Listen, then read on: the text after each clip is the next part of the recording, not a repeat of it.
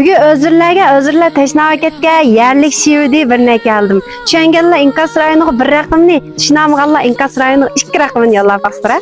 Bir peyşembe kuni maktabda yenkasam bo'g'im ishkayinda o'tirib pochi o'ynab ketibdi. Xatay degan pochi qorg'ilim bo'lmaydi. Shuninglar hey bo'g'im, Xatay pochi qo'yib ketdi. Manslar uy kirkitingni deb chaqirib oldim. Uy kirib, kongo bo'pkamni qo'yib o'tirsam, keynimde manga bo'g'im mujiq tutishib yiqilib, iginlardik pochi chechirab uyni bir keltiraverdi. Pochi Xatay iginlan ko'yga inam achchig'idichu qo'lin keyindiki yondoqni qo'liga apli bo'g'imni qo'ylab urg'iltirib ketdi.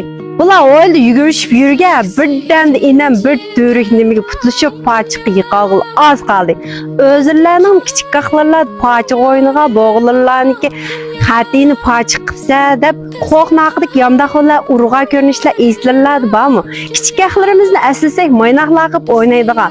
Hozir bolalarni to'ppa pochi qo'kasi yurgimiz chidamasdi, garo ketibdi deb darhol uyda ketdik.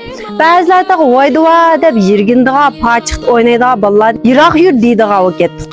Bolalikdagi o'yinlar kattaligida ish qilib, kamas ketdi kichik qahlar.